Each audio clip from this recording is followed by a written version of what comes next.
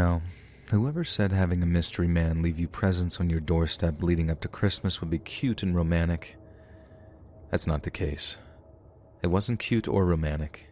Instead, it was terrifying and trauma-inducing, and it all started on December 1st. Now, for context, I'm a 20-year-old woman and I live on my own. I moved out of my abusive parents' home the second I turned 18 and I haven't looked back, so seeing a gift with no mention of who it was from on my doorstep was pretty scary in and of itself. I got home after work at around 6 p.m. and there it was, just waiting for me. It was a box wrapped neatly in Christmas wrapping paper with a big red bow on the top. On top was a sticky note that read, "To Emily, from your secret admirer." Now, it wouldn't have freaked me out so much if it had been mailed to me, but there was no shipping label or postage or anything. That only made it obvious that whoever it was from knew me and knew where I lived and decided to drop it off themselves instead of sending it in the mail. I didn't like that, and everyone who knew me also would know that I wouldn't like something like that left for me without letting me know first. I brought the package inside with every intention of just throwing it in the garbage, but then I heard this strange noise. It sounded like a cat meowing. Not a full-grown cat, though. You know how a kitten just sounds different? Well, it was definitely a kitten. I ripped open the paper as fast as I could and cut open the fully sealed box, and inside, there he was, the cutest little kitten I'd ever seen. But all I could feel was anger, and worry, and confusion.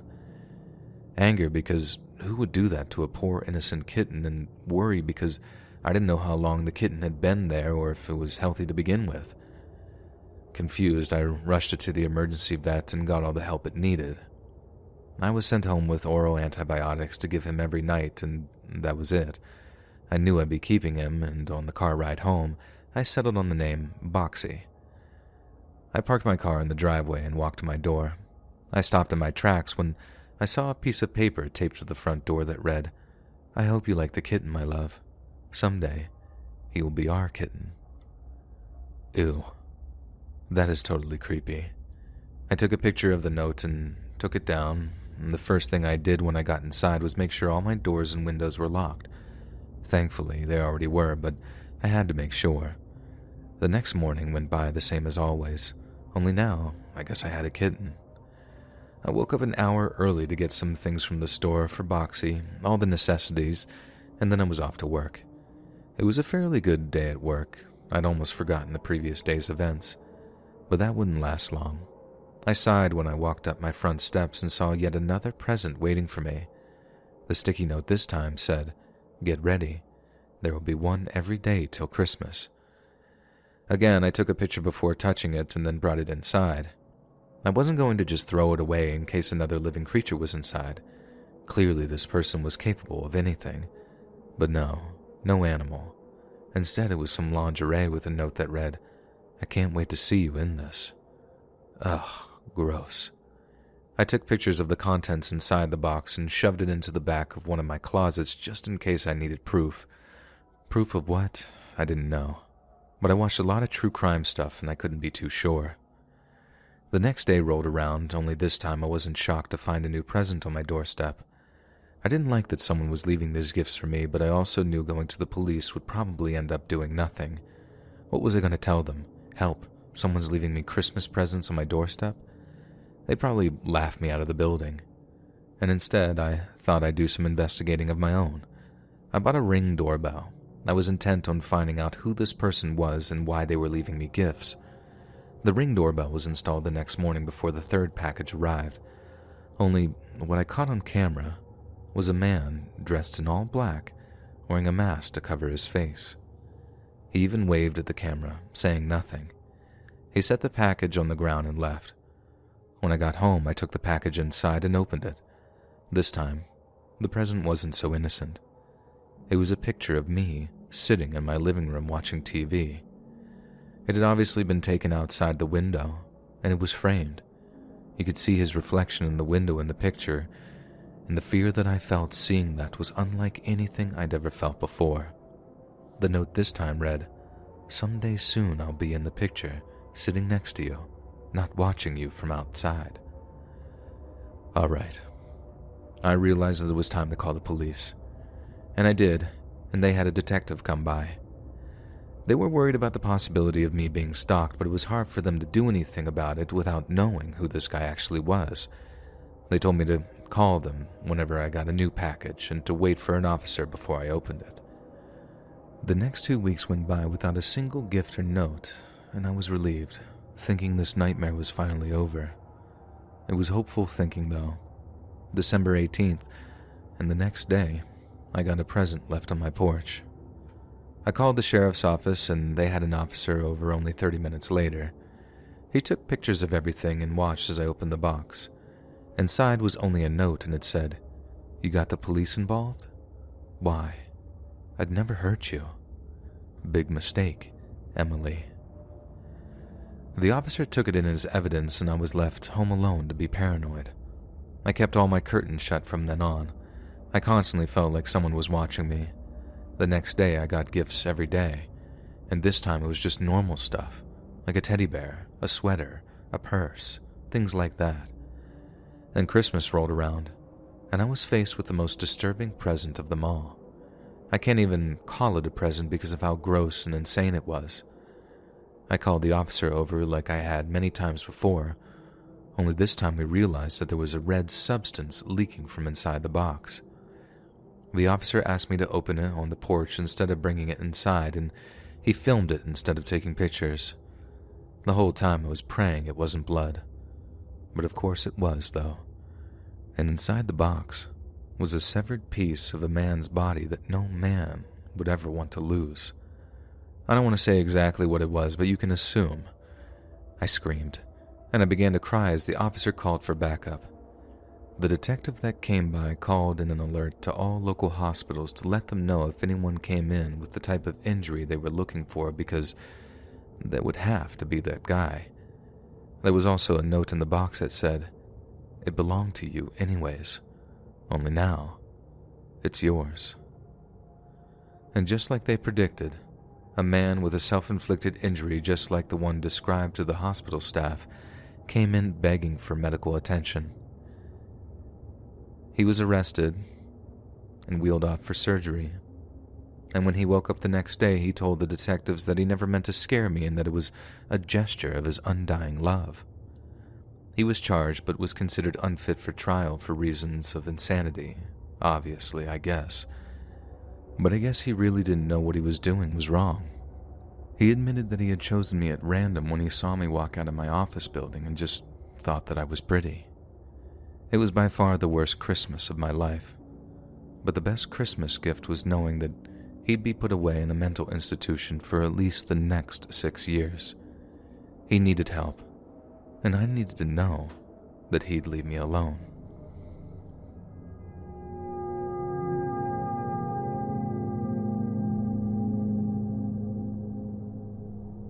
I don't even know why I'm telling this story. Maybe out of boredom, or maybe it's some subconscious thing to get me to talk about what happened, but either way, here I am. Now, what I'm about to submit to you is what happened when I was only around 8 years old. I'm 14 now, and I still look back on it as one of the most awful experiences of my life. So my dad isn't the greatest guy in the world, never has been, but what he did to me that night is something I'll never forget. So, basically, my mom decided to divorce my dad for drug-related reasons, and I didn't understand much of it at all at my young age. So when the judge asked me who I wanted to live with, I said both of my parents. I didn't know about my dad's drug problems, so I didn't know the smarter thing to do would be to say that I wanted to live with my mom at the time. So they got shared custody, and every other weekend I went to my dad's place. It was gross and dirty, but I had no choice. My mom was fighting the court's decision, but for the meantime, I had to go with him. I wasn't upset about the decision, but I will admit that I enjoyed the time that I had with my mom way more. Unfortunately, one of my dad's weekends fell on Christmas. My mom was furious when he wouldn't let her keep me for the holiday. She knew he didn't actually care about spending Christmas with me. He just didn't want my mom to have me either. My dad hadn't planned anything for the holiday and said that we'd just be spending the night in. I knew what this meant, though. He'd go out drinking and I'd just be left there alone. Again, typical night with Dad. Well, the big day rolled around and it was spent watching TV with my dad while he smoked and downed some beers. All I kept thinking about was how much I wanted to be with my mom. 9 o'clock at night rolled around, and Dad got up and said that he was leaving and said that he'd be back by 2. I hated being alone, especially in his house. People always came by and knocked on the door while he was away, and it really scared me. And I was just a kid, and how could he do that to me? I did what I was used to doing and locked up the house and closed all the windows just in case. I sat in the living room with the lights on since I was scared of the dark and the TV going so I didn't feel so alone. Sleeping alone in the house when you're only 8 was really hard. Almost impossible, actually. I'm not embarrassed to admit that in those moments, all I really wanted was my mom. About an hour goes by without anything happening. It was unusual for no one to have at least come by in the night like usual, but it was Christmas, so maybe that night would be different. Wrong. I had just started to fall asleep when I heard a knock on the front door, just behind the sofa that I was sitting on.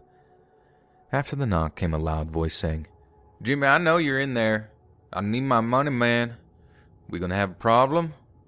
Now, the man's thick country accent is something I'll never forget. I was too scared to say anything back, so I just sat there, as still and silent as I possibly could, and waited for the man to leave. Only the man had no intention of leaving without his money that I guess my dad owed him. When he got no answer, he only knocked louder and harder. Boom, boom, boom. "Get out here, Jimmy. I don't want to break this door down, but I will if I have to." And this is where things started to get very real for me. I could hear the seriousness in his voice, and it made my heart drop into my stomach. Again, the man got no answer, and he kept his promise. I jumped as the sound of his boot hitting the front door filled the room. I knew I had to get out of that living room and hide as fast as I could.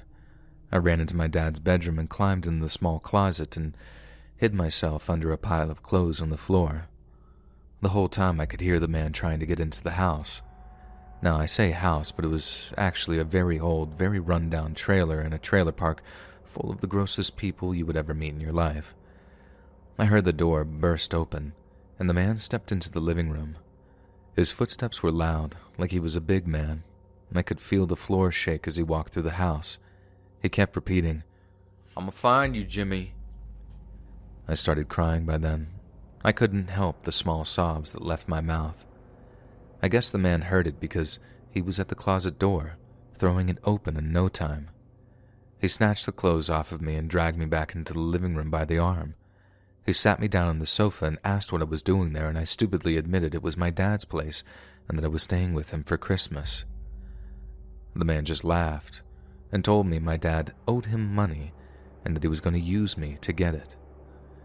I was especially nervous with what he was going to do to me, considering my dad wasn't going to be home for the next few hours. The man took out a knife, and my crying continued as I begged him not to hurt me.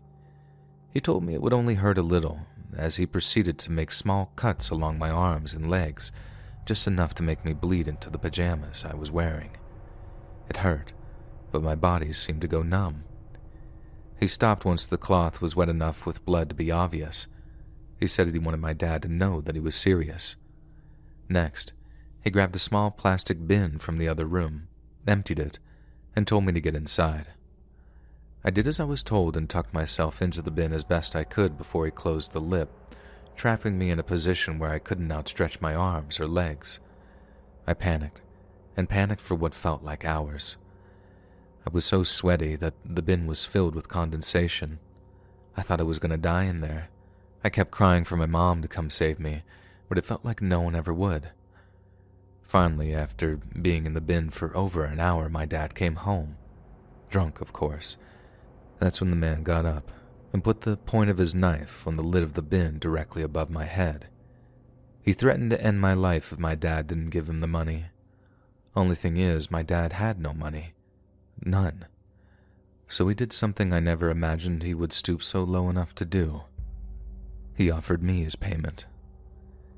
Thankfully, the man didn't want me, and instead beat my father until he was unrecognizable and unconscious on the floor. The man left after ransacking the place, and he even left me in the bin.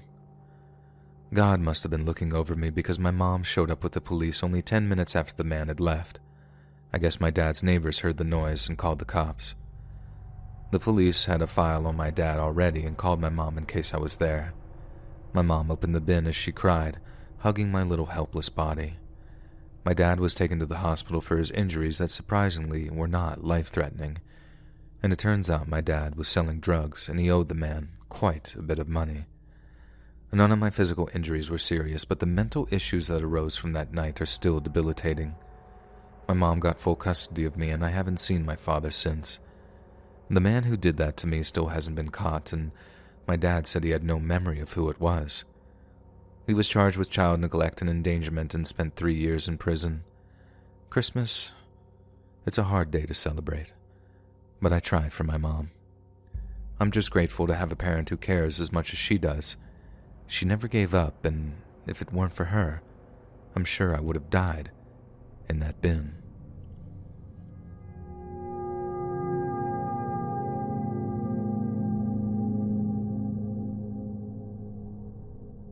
Every year for Christmas, my family volunteers at the local homeless shelter, helping hand out food and keeping people comfortable around the holidays. It can be an especially hard time for them, and we try to make it as good of a time as we can. Only one year, when I was only 16 years old, things got a little weird and very creepy. I was finally old enough to not have to be supervised by one of my parents, and I was excited. I loved helping out. My parents didn't have much time to volunteer throughout the week because of work, but I was off for winter break and decided volunteering a little extra was a great way to spend my time. Now, a little bit about the homeless shelter that we volunteered at. All of the people who stayed there had to undergo voluntary background checks. No one with serious violent offenses were allowed to stay there or anything like that. This was to ensure the safety of our residents. Every now and then, a few people with those types of offenses would slip through the cracks and we'd have a problem, but it was always taken care of quickly. No one was ever seriously injured or anything like that in those instances. Well, about a week before Christmas, I was helping out in the kitchen when a man came in and asked for some food. He was one of the residents staying with us for a few days, so he didn't know the rules yet. I informed him that he wasn't allowed where the food was made and that dinner was served at 7. He didn't seem very pleased by that, but turned around and walked out when he saw that I wasn't alone. He was a big guy, so I was relieved that he didn't cause a problem. If he wanted to, with his size, he could have done some real damage. Only at the time I had no idea that he had priors that involved violence, drugs, and a reputation for extreme anger issues. No one at the shelters tells the minors anything like that. Now the next day I came in and was setting up the Christmas tree in the main hall when the same man came up to me and asked if he could help. I told him he could, and he was great to have around to put ornaments on the higher parts of the tree.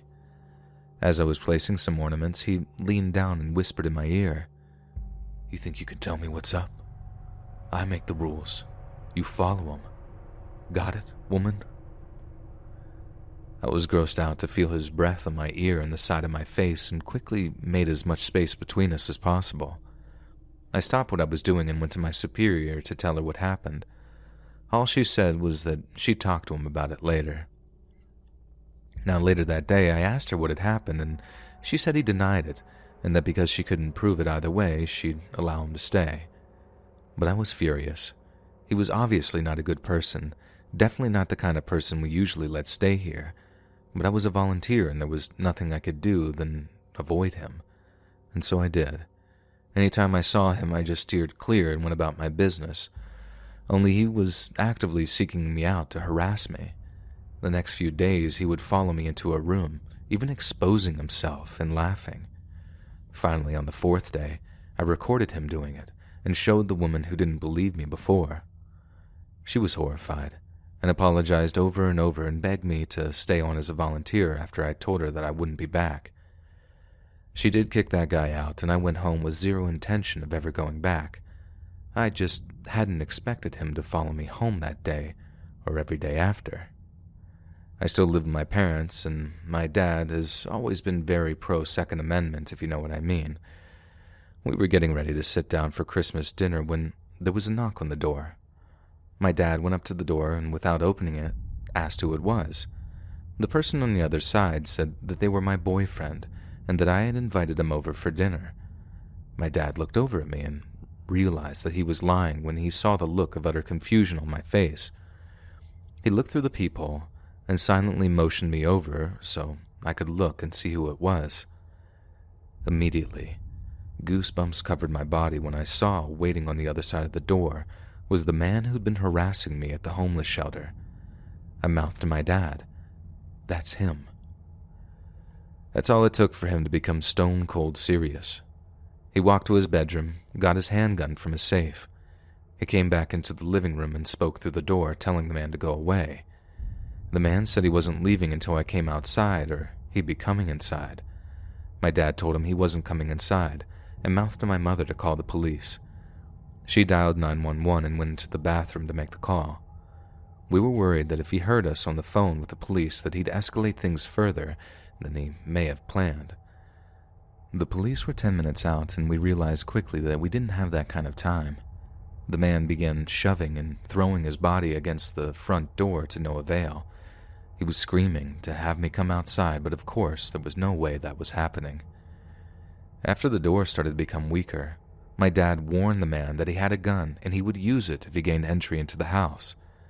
This didn't deter the man at all, but it made me feel so much safer that my dad was there to protect me. Eventually, the wooden door gave way, and in came the man. He immediately made a beeline for me, seeing me and making eye contact, but before he could even take 2 steps, my dad fired at his leg, and he was on the ground, writhing. Now my dad was merciful enough to let the man live, something that I knew that he probably struggled to decide on when he saw a grown man heading for his 16-year-old daughter. In fact, he told me he considered killing him, but changed his mind a split second before shooting because he didn't feel it was right to take a man's life on Christmas. It sounds bizarre, I know, but he is the man he is, and I can't change that. Thankfully, the police arrived only minutes later, and he was taken into custody and driven to the hospital. After all this chaos finally settled down, this man was eventually charged with attempted murder and harassment, and because of the 3rd strike rule in the state, he was sentenced to life in prison. I was glad he was sentenced to life, not just because of what happened to me, but because of the things I knew he was capable of doing to other people. I'm glad no one ever has to experience violence from that man ever again, and I'm so thankful for my father.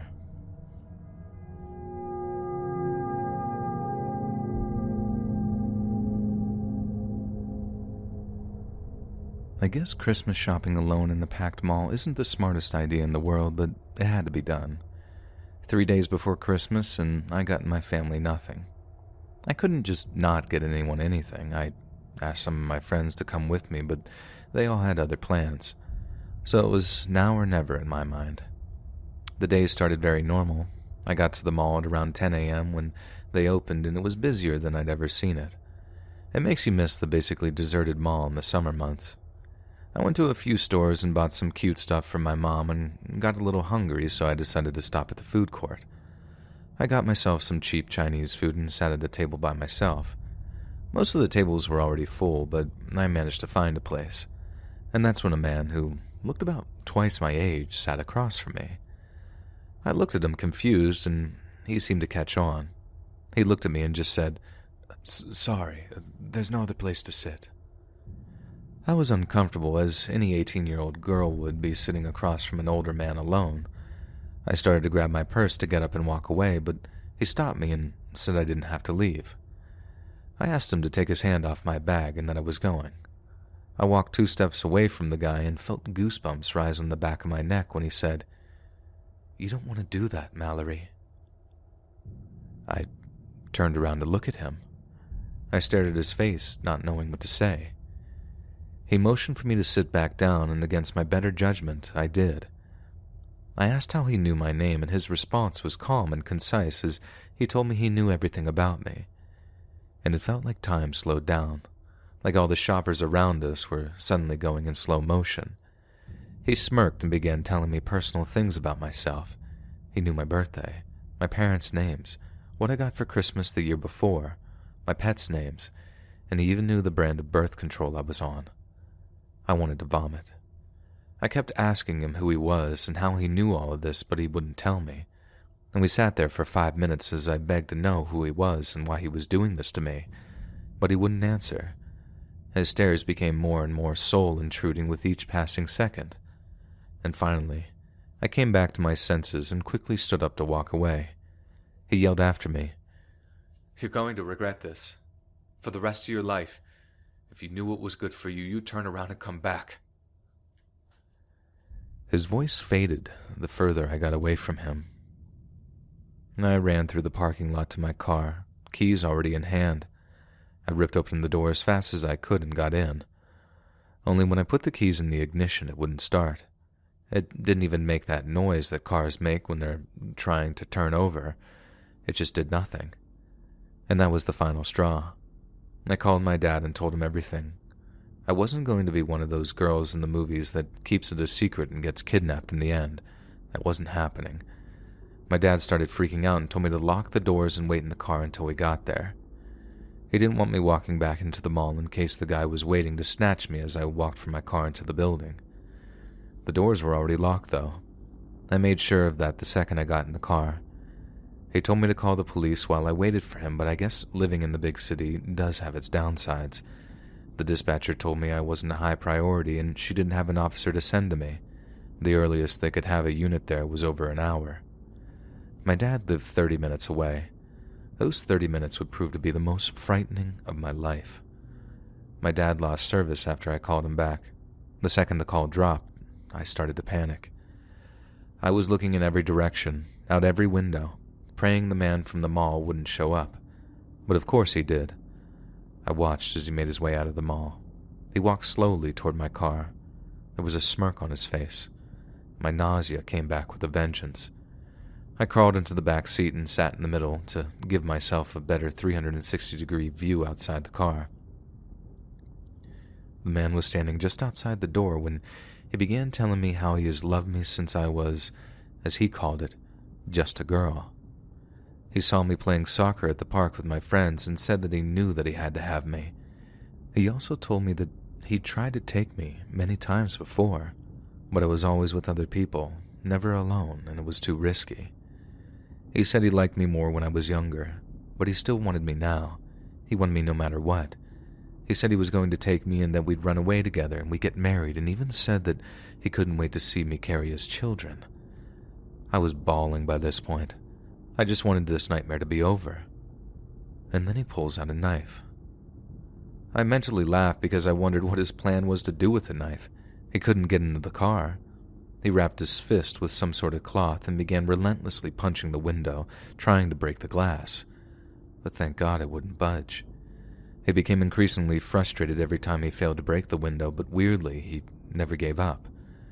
You could see the blood soaking the cloth, getting redder and redder every time after each blow. I was screaming, but no one seemed to care.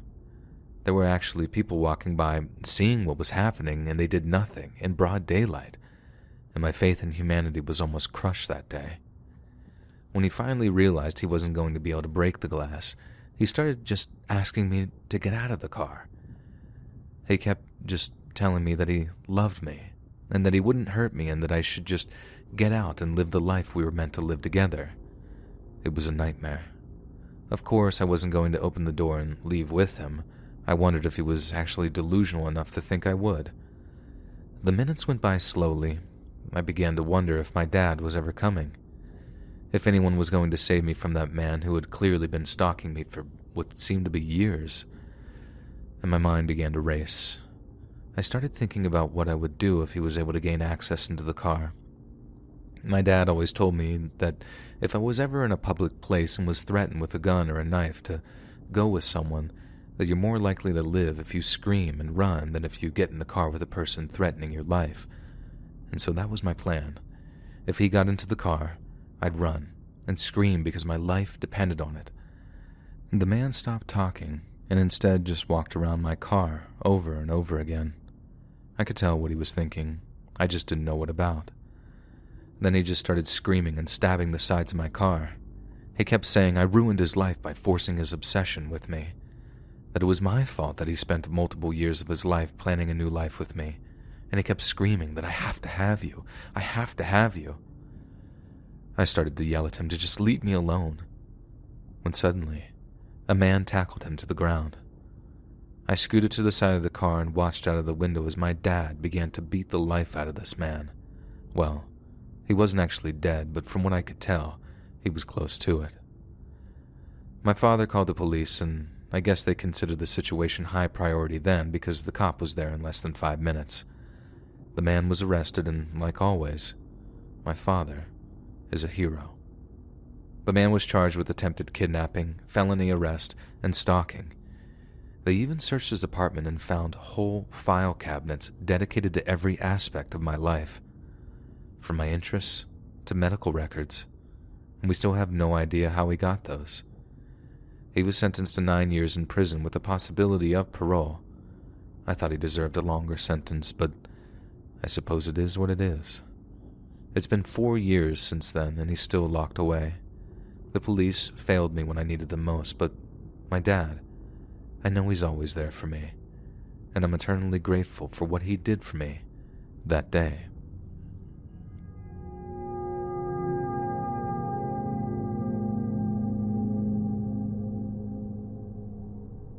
My dad was really into having traditions on Christmas. Only we didn't actually have any traditions of our own as a family at all, really. So my dad did what any dad would do. He looked up family traditions online and picked the first thing that came up. And that was cutting down a Christmas tree in the woods as a family. My mom hated the idea almost as much as I did, but we decided to go along with it to make him happy. Only thing was, we lived in a regular suburban city with a small backyard and no trees fit for Christmas. This meant that we'd have to drive into the mountains and hike until we found the perfect tree. Dad had it planned out. We would leave early Saturday morning, about 3 weeks before Christmas, drive up into the mountains, find a place to park along a main road, then search for the perfect tree. Exciting, right? Wrong. The drive took longer than expected since the road up the mountains is also the road skiers and snowboarders take up to the resort. This means hours and hours of traffic until Dad decided the main road was no longer suitable for our needs. So he pulled off onto a random dirt road that led up deeper and deeper into the woods until we found a place to park. At this point, my mom kept mentioning to my dad that we were probably on private property and that we should just leave and get a Christmas tree from a lot like everyone else did. He was not having that, though. He had us all get out of the car and locked it, leading the way into the very ominous-looking forest in front of us. He just brushed off the private property thing altogether. It was already getting late and dark, and all my mom and I wanted to do was go home. We would tell Dad that we found a good tree, but he always responded that it had to be perfect, and that what we found just wasn't right. It felt like we were in there for hours before he found the tree he wanted. He cut it down with the axe that he'd been lugging around and then tied a rope to the trunk of the tree and told us all to pull. It was torture. The tree was heavy and we were already tired. Plus, pulling a full-size tree through snow is way harder than you'd think. There was a steep part of the trail that made life even harder with this stupid tree dragging behind us. I kept thinking how that day couldn't get any worse. I must have jinxed myself or something because it got way worse, and very quickly. After the tree had gotten snagged on a bush and we were all bending down to get it free, we heard a loud boom, and the sound of a bullet hitting the tree beside my father's head was like nothing I never would have been able to prepare myself for. The bark exploded and we all jumped backwards. More bullets began flying around us, almost hitting me. My dad grabbed me and my mother by our coats and dragged us behind a nearby boulder and told us to stay still. My mom was clutching onto her stomach. I knew something was wrong. I looked at my dad and got his attention just long enough to tell him that Mom needed help. He rushed to her side and asked her what was wrong. She removed her hand from her stomach, and underneath was a pool of blood building up in her coat. My father's love for my mom, his wife, I'm sure is the only reason we all got out of there alive. He took his coat off and tore his shirt into a strip of fabric long enough to wrap around my mom's waist to cover the wound. He lifted her coat and shirt and did his best to tie it around her without hurting her too much. My mom was calm, but you would see the fear in her eyes as she begged my dad to save her. He was crying, I was crying. It was a mess. The bullets stopped around 30 seconds every minute or so, and this gave us enough time for my dad to carry my mom on his back as we ran for the next hiding place that would shield us from gunfire. We were still about a mile from the car, and Dad and I both thought Mom wasn't going to make it. Cell service was horrible up in the mountain, and I kept trying regardless. My dad kept yelling that we were humans, not deer, and to stop shooting, but it never did.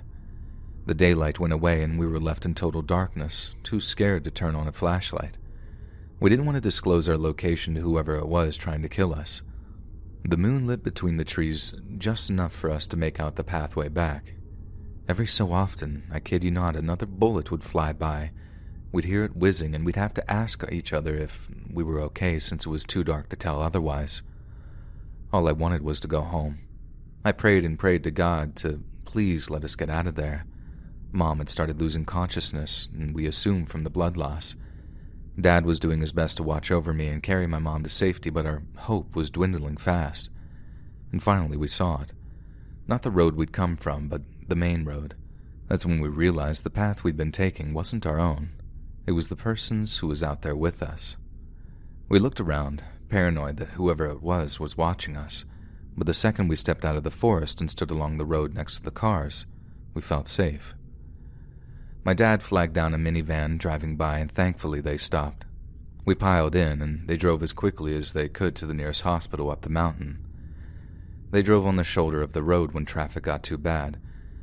We made it there, and Mom was taken back immediately. She went right into emergency surgery, and my dad and I were checked for injuries. I made it out with minor scrapes and bruising, but my dad had actually been shot in the thigh and hadn't even realized it. The doctors said his body must have been running on so much adrenaline that it shielded him from any pain that he might have felt. My mom was really lucky. The surgeon said the bullet was only a centimeter from hitting multiple vital organs.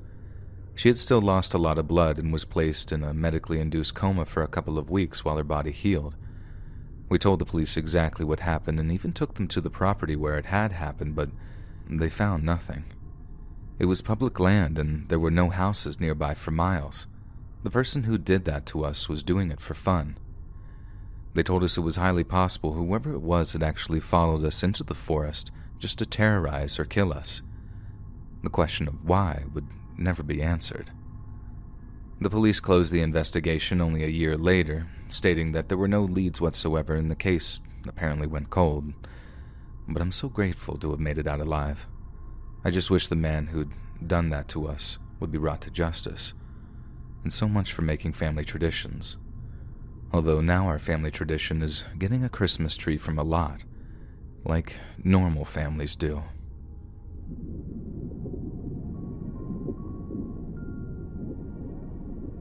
Click the join button to become a member today for exclusive content. I never liked the cheap-looking Santas who ring the bells asking for money. It just always seemed a little too gimmicky to me. They could ask for donations out of costume. Doesn't it confuse kids anyways when they see 5 Santas across 2 city blocks? It was Christmas 2011, and it was also the first year that I'd be spending the holiday alone. I had just broken up with my boyfriend of 5 years, and I didn't want to spend the money to fly to my hometown to spend the day with my family. So alone on Christmas was what it was. I planned to make a small chicken dinner for myself, but realized that I'd forgotten some ingredients. It was still a few days before Christmas, so I had time to go to the store before they closed for the holiday. It was around 10 p.m., and I decided to just walk to the store quickly so I wouldn't have to go back out again until after Christmas. The walk to the store was uneventful, but of course the walk back wouldn't be so peaceful.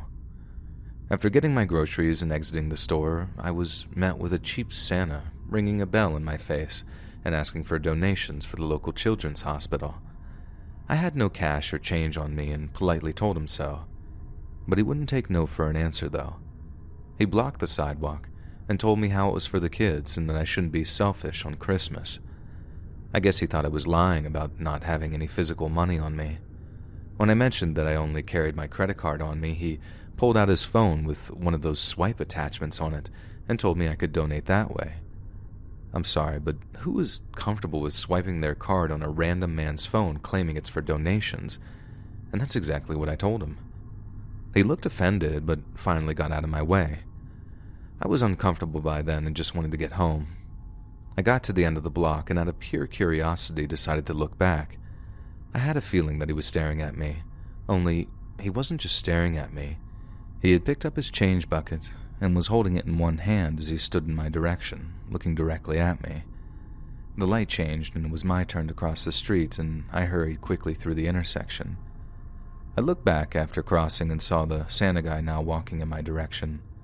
I felt my heart beating faster as I began to panic and wonder if he was going to follow me. My suspicions were confirmed when I watched him press the button to cross the street. He had a small smirk on his face when he realized that I knew what he was doing. He found the fact that I was scared amusing, it seemed. I picked up the pace and walked quickly to the end of the next block until I had to wait to cross the street again. The horror truly set in as the Santa man got closer and closer. And finally it was time to cross, and this time I took zero shame in sprinting down the sidewalk. I took a second to look back and screamed a small scream when I realized that he was now running toward me as well. He was laughing when I screamed, and all I wanted was to be locked away, safe in my apartment. Now, I'm not the most in-shape person, and I definitely wasn't back then either, so all that running was making me completely out of breath and tired. I knew that there was no way I'd be able to run all the way back to my apartment building without him catching up to me, and I really didn't want to know what he had planned for when he actually did catch up to me. So I decided to take a quick right into the diner on the corner of the street and wait for Santa Man to get bored and just go home. I sat at a booth by the window and looked out to see if he was still following me. It seemed like 5 minutes or so passed, and I didn't see him, and I sighed, thinking that it was finally over. I even laughed a little at the whole situation and how ridiculous it was. A Santa chasing me down the street must have looked pretty funny to somebody else. Except it wasn't over, and my laughing ceased when I looked out the window again, and there he was, staring at me from across the street. Changed seats, so I was sitting more towards the middle of the diner, hopefully out of his view. I ordered some food and sat there for a couple of hours until the place was closing. They told me that I had to leave, and walking out of that place was truly terrifying. The Santa Man was no longer standing across the street, but that made it even scarier. How was I supposed to know if he was still waiting for me, lurking in the shadows somewhere? The second my feet hit the concrete of the sidewalk, I was back to sprinting. I hadn't even planned to keep running. It was like my body had a mind of its own to save itself. And thankfully it did, because I heard the sound of someone running behind me only seconds after I got going.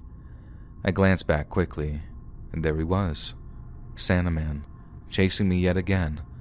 Only this time he was laughing like some psychopath. I finally made it back to my apartment building and scanned my card to get me through the door. I shut it quickly behind me, and the relief of the Santa Man not being able to push the door open was truly satisfying. I walked slowly up the stairs, totally exhausted when I heard the door buzz open. Down the steps, I saw Santa Man open the door, stop at the bottom of the stairs and say, "Someone's always expecting someone." He then lunged up the first steps, and there continued the chase.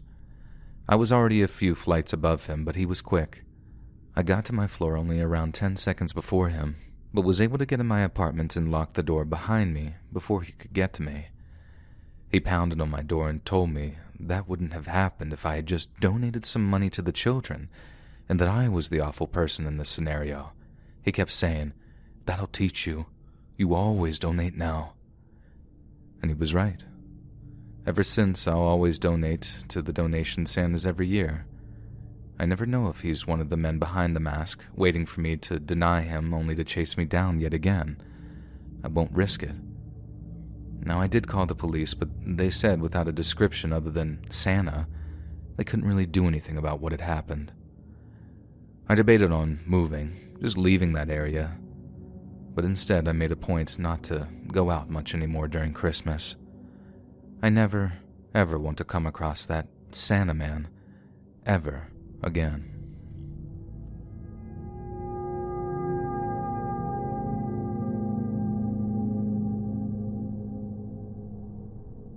I was living in a small one-bedroom apartment at 19 years old. I worked at a realtor's office and made friends with a couple of my coworkers. They invited me to come with them to their church since they were having a Christmas event that week before Christmas and said it was going to be fun, so I should join them. This was in the 80s in Los Angeles, so we had no cell phones or really anything like that at the time. I gave them my address and they told me when they'd be coming over, and we left it at that. Now the day came for them to come over to pick me up, and I got in their car and we headed to their church. The conversation was very normal, stuff like favorite movies and the music we all liked. And they were really into religious music, which I thought was a little odd for a couple in their mid-20s, but I tried not to judge, so I didn't comment on it. Now we got to their church, and the vibe just completely changed. The best word I can describe the church as would be kind of culty. They were all very involved with the church. Pretty much every member volunteered their free time toward helping with the church in every aspect they possibly could. They all put a lot of money in their congregation, and throughout the service, a hat was passed around for donations, and when it got to me, I didn't see singles, fives, or even tens. It was mainly 20s and 50s and even $100 bills. It's not even like the building we were in was nice. It really wasn't. It was dirty, and the furniture was very obviously old and falling apart. Everyone dressed nicely, but the one thing I thought the whole time was, why with all the money they got, were they not renovating the place or investing in nicer furniture? It was all very sketchy. Everyone at the service introduced themselves to me, which wasn't terribly comfortable, but I put up with it. They seemed nice enough. They kept asking me questions like, "So, we'll be seeing you from now on, right?" Implying that I'd be coming back, which I had already decided was absolutely not going to happen. I wanted out of that place the second I stepped foot inside. I want to make it clear that I'm not trying to offend anyone by what I'm saying. I am Christian myself, it's just these people were on a whole other level that I was not planning to go to with my faith. I've always been one who feels like your relationship with God is no one's business but your own. And these people were making me feel like they wanted to know everything about how I felt with my faith, and I just really didn't feel comfortable going into it. After the service had ended, I caught back up with my friends from work since I thought that we were all ready to go. Well, no. Apparently that wasn't going to be a possibility for hours. You see, my coworkers, like everyone else at the church, volunteered their time as much as they could. And because they both had the day off, they were going to spend that day, the whole day, at the church, and because they were my ride and we were an hour from my apartment, I had to stay with them. We joined in on a Bible study session where the most radical, outlandish views were expressed and shared. I myself was cringing at 99% of what these people were saying. I had no idea people with those thoughts still even existed, let alone openly talked about them with 50 other people in the room. They kept asking me my thoughts, and I kept declining to talk, saying that I was shy rather than just join. If I was going to talk, I had two choices. I could either tell the truth that I thought that they were all insane, or I could pretend to agree. Neither seemed smart, so I just kept my mouth shut completely. The whole second day was the most awkward encounter of my life, but the night would be one of the scariest. Finally, at around 7 p.m., I was home. My apartment might have been small, but wow, was I glad to be back. Now let me explain the layout so you'll better understand what I'm about to tell you. My apartment had a small garage, but it was not attached, meaning it was directly under my apartment, but you couldn't access my apartment through the garage. I hope that makes sense. The stairs leading up toward my front door passed right by my bedroom window. So when you were going up the stairs, my bedroom window would be like shoulder height. Okay, now that you have that in mind, I can tell you what happened. I was dropped off at around 7 p.m., and I was tired, but not exhausted. I got into my pajamas and threw myself under a pile of pillows on the sofa in the tiny but cute living room I tried to make as cozy as possible. I turned on the TV and sat there peacefully for the next hour or so before I heard the sound of a car pull up outside the apartment. No big deal. A lot of people live there, so I moved on and continued watching whatever show was on. I tried my best to put the thought out of my head, but I realized that I never heard a door close. The walls of my apartment were really thin, so I always heard my neighbors' front doors close whenever they were coming or going. This time, though, there was no noise from a door shutting. Odd. I got up and slowly and quietly made my way into my bedroom. The lights in the apartment were all off, and I was intent on keeping it that way. I peeked out the window. and over the stairs and was confused when I saw my coworker's car in the alleyway. They dropped me off over an hour before then, and I watched them drive away. The weirdest part was they weren't even in the car. I closed the gap in the blinds that I had made with my fingers and tiptoed back into the living room. I turned off the TV and sat there in the dark, listening and thinking of what they could possibly be doing back there. I heard the sound of their feet on the metal stairs as they made their way toward my doorstep. I was half expecting a knock, but definitely not expecting what happened next. My eyes went wide as I watched the doorknob jiggle as they tried opening the door from the outside, lightly at first, but the jiggling became more forceful as they were obviously trying to get inside. Now, I know you may be asking why I didn't just call the police on my landline, but to be completely honest, it didn't even come to my mind. I was 19 years old, living on my own for the first time, and I figured if I left it alone, they would just go away. After they realized that they weren't going to get in through the front door, they tried my bedroom window. I could hear them trying to push it. Luckily, I have never been one of those people who doesn't lock their doors and windows. I'm really paranoid about that stuff, and that night, it paid off. Once it was obvious that they weren't going to be able to get into my apartment on their own, they reverted to just knocking and calling out my name. They kept asking me to open the door, but I didn't say anything. I didn't want them knowing that I was even there.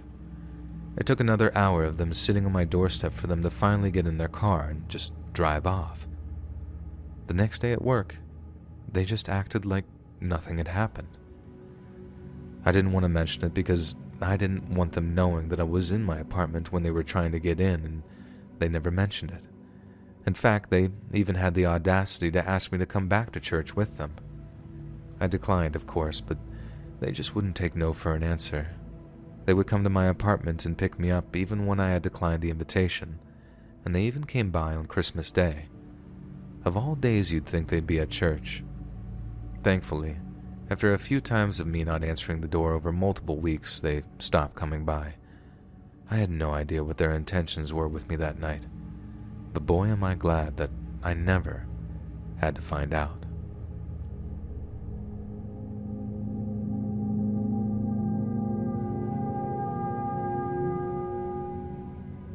So this was the first time I was cooking Christmas dinner for the family. My mom usually did it, and if it wasn't her who cooked, my sister would take on the responsibility. But I really wanted to give it a try and host Christmas myself. My mom didn't like the idea because I lived alone in a relatively small house that she wasn't sure would fit everyone, but I insisted. I spent days decorating the place and collecting recipes for the perfect dinner. I wanted my mom to be proud of me, for once. And ever since I moved far away from her, she thinks I ruined my life or something. The night before Christmas, I prepped the food and decided to cook a few things so they'd be ready the next day to just pop in the oven. I was putting the macaroni into the oven when I lost my footing and did what everyone is scared of doing. I fell face first into the oven and screamed as my face sizzled against the metal rack. It took every bit of strength to pull myself out of there, but in the process, I burned the palms of my hands so badly, the skin that used to be there had completely come off. I was screaming and moaning from the pain, and then the worst thing that could have happened in that moment happened. The power went out. That may not seem like a big deal to most people, but for someone who lives miles from the next house and has no cell service sometimes, it was a huge deal. I wanted to cry, but I had to try my best to hold it together. I had two choices. I could go outside and try to drive through the deep snow and risk getting stuck, or I could wait for my family to find me. The more I thought about waiting, the more painful the burns got, and the more I realized waiting actually wasn't going to be an option. I wrapped my hands in the cleanest towels I could find, and let me tell you, that was the most painful experience of my life. I applied some sterile gauze that I had over the wounds on my face and got clean clothes on before grabbing my jacket and keys and heading outside. I turned on the car and the hot air began to blast in my face, creating the most horrible burning sensation on the open skin still peeking through the bandages. I shut it off and rolled down the windows. The cold air was the only thing that gave me at least some relief. My car struggled to back up through the snow so I could turn around and begin the drive to the hospital 30 minutes away. I couldn't stomach the pain of placing my raw hands on the steering wheel, so I used the tops of my thighs to steer as best I could. My body was running on pure adrenaline because even though the pain was extremely intense, I also knew that that was not all the pain that I was supposed to be feeling after what happened. My car slid down the driveway as it tried its hardest to get through the snow, but there was no use. I slid off to the side of the road, and that's where it would stay until someone could tow me out. I was stuck. I started screaming again, and not just from pain, but from pure desperation and frustration. I just needed help. I needed someone to help me. Again, I couldn't wait in the car, and I knew that there was a house about a quarter of a mile down the road, so I got out of the car and began to trudge through the snow as quickly as I could. I started to lose steam only feet from the door, but fell close enough to it to knock. A little girl, around 10 years old, answered the door, and instead of calling for her parents, she just screamed and slammed the door in my face. I remember tears falling from my eyes as the hope of getting help dwindled. Thankfully, only about 30 seconds later, a man who I'm assuming was her father came to the door. He asked what was wrong, but before I could get any words out, my vision got blurry and I passed out. I guess it was all too much for my body to handle any longer. I woke up in the hospital, confused and covered in bandages. My mom was sitting next to my hospital bed and didn't even notice that I had woken up. I tried to speak, but only a slight moan came from my lips. It was enough to get my mom's attention, though. She called the nurses and then told me that I had been in a medically induced coma for 3 weeks and that the burns to my face, hands, and arms and chest were so extensive, keeping me awake, even with pain medication, would effectively be torture. She told me the only reason I was alive was because I had decided not to wait. The doctors said I would have had a heart attack from all the stress the injuries put on my body. If I had decided to wait for my family to find me the next day, that is. He said I was one of the luckiest people he'd ever treated. The man whose doorstep I had stumbled on had immediately called the police. Only he was amazing enough to know the ambulance would take a while to get all the way out there, so he picked me up, put me in his truck, and drove me to the nearest hospital himself. Not waiting contributed to saving my life, sure, but that man is the real hero. He saved my life, and I couldn't have been more grateful. He even came to visit me throughout the stay in the hospital. I was in the hospital for 5 months, and the recovery process never got any easier. Being a burn victim comes with some very serious setbacks, but there was never a day I'm not happy to be alive. I'm just glad my family never had to tell anyone macaroni and cheese almost killed me. On a more serious note, be careful when you're putting something in the oven. If you're a clumsy person like me, maybe make sure there's someone around to help if you need it.